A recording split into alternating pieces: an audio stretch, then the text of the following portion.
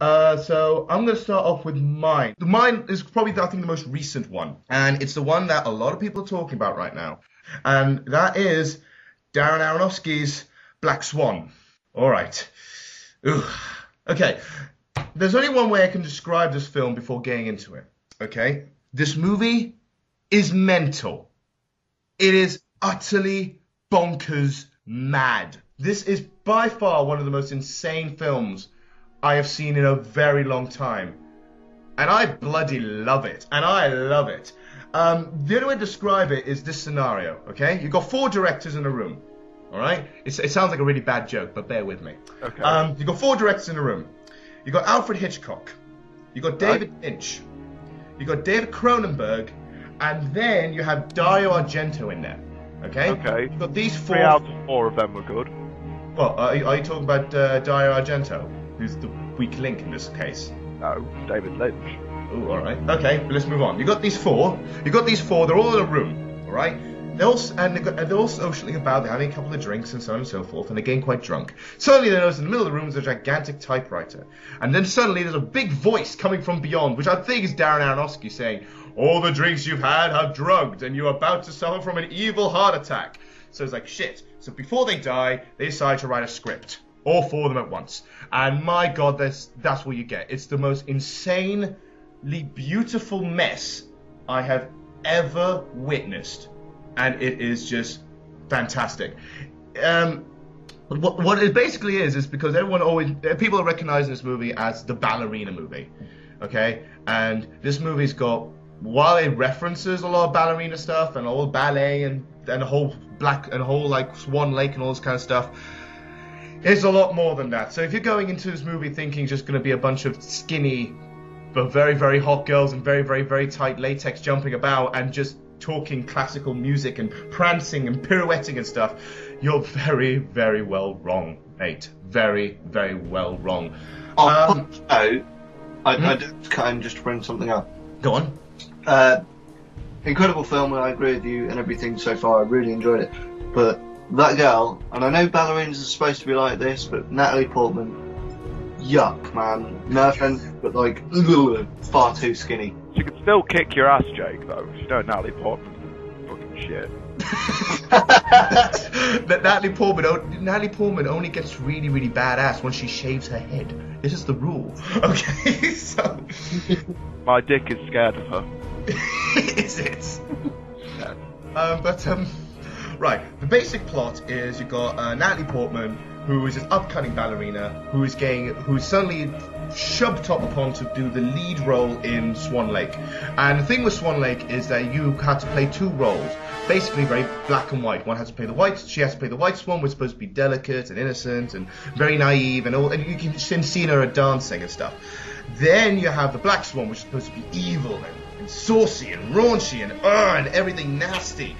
And the thing is about this is that basically it's her trying to fit into this role, and the pressure that she's getting from the kind of rapey dance instructor and the love interest is happening there, and as well as living in a situation with her mother who's just damn right nuts. Like, do you know when you think your mum might be a little bit too stalky and a little bit too overprotective? You then watch Black Swan, and you realize, you know what, my mum at least cuddles me at night. Yeah, so that's the kind of situation, and basically it's this entire psychological episode of her breaking down and trying to pull off the pressure of her trying to pull off this amazing performance on opening night, and which leads into some very, very scary and peculiar things. Now, one thing I did like about it is the movie literally tells you in the first 5 minutes this movie's fucked up. Even with the opening sequence, you can sort of tell this movie's not going to go very well, isn't it? And that's what I kind of like about the whole tone of it. What else to describe about it is that the performances are fantastic. You've got Natalie Portman, who is just wow. I mean, that performance is fantastic, and that's the thing I've been waiting for a long time, Natalie Portman. Although for me, the winner is actually Mila Kunis in this, and there is and she's just wow. I mean, I'm surprised I'm not sure if she's been put up for any awards yet, but she definitely should, because that really shows that she's more than just Meg. She is more than just Meg. Okay? In Book of Eli, she proved that she can be a little bit of an action heroine thing. And this one proves that she can really be dirty. And I'm talking about sexy dirty. This whole movie is sexy.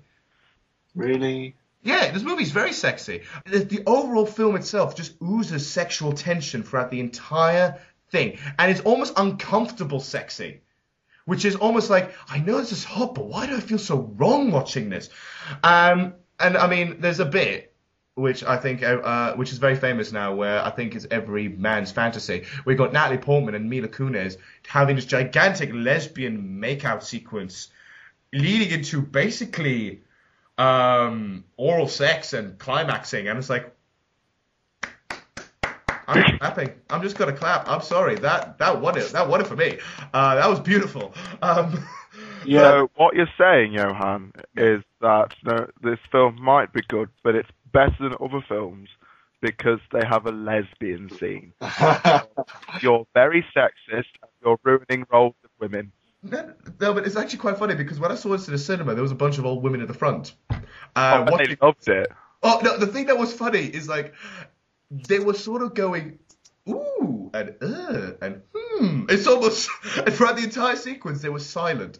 And then then I swear to God, and then later on in the sequence, Natalie Portman wakes up and Mila Kunis is not there. And all I heard one of the old women say, "Well, that's bloody rude of her, now wasn't it?" I was just expecting during the oral sex scene to be something, oh, my husband never does that to me. But yeah, what else to describe about this film as well? Apart from it being uberly sexy and all that, it's like the majority of the film is oozing out with very much beautifully and very warped transformation sequences and loads of like psychological episodes that are very beautifully shot and very well constructed. I mean, it reminds me of some things you'd find in a David Lynch film, but not in a pretentious manner. It actually kind of works with it. And you've got transformation sequences that pretty much are similar in my mind to David Cronenberg's The Fly. It really reminds me of that.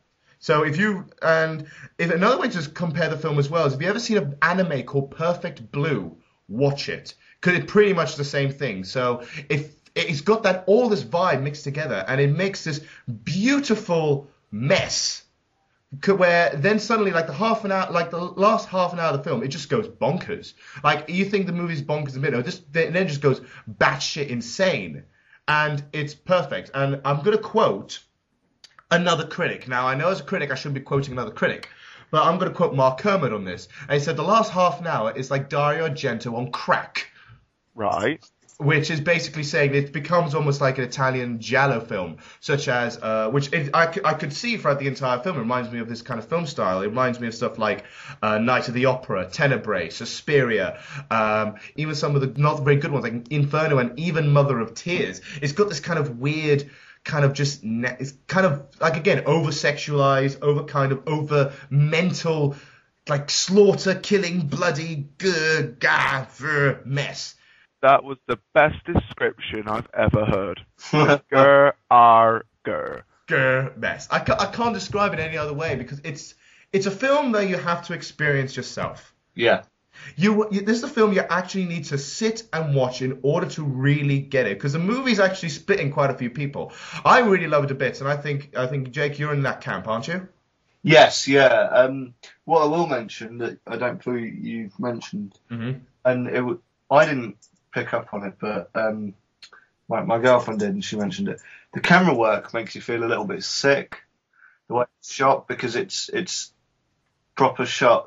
Very tight on the actors, very handheld, very kind of the guy who does it. That's his style. If you watch a wrestler, that's kind of the same, isn't it? But yeah, no. During some of the scenes where they're walking about and the camera's following them, you get a bit of motion sickness there. Well, I do agree with that. I think. Do you know the best way to describe it? Is basically another way. Is you've got Darren Aronofsky. If you combine Requiem for a Dream and the wrestler and put it together and just add ballerina music, you've got Black Swan. So I think if you're a fan of Darren Aronofsky films, go and watch it. If you're a fan of ballerina movies, you might which I'm not sure how many there are, but you might appreciate this one in the sense that it does, I think, follow the rulings and teachings and kind of like how how ballet, like behind the scenes stuff, I think it's quite realistic to that sense. I'm not a ballerina. Don't fucking ever see me in a tutu. But I think it keeps that quite real. And also, if you're a fan of just fucked up shit, watch this. Black Swan, I totally recommend you watch it. Simple as that. It's got a bit of everything. It's sexy. It's very disturbing. It's creepy. It's even slightly funny because you're laughing more out of nerves, I think, but you are laughing at the almost insanity of this whole thing. And it's an overall a very unique experience, and you guys have to watch it.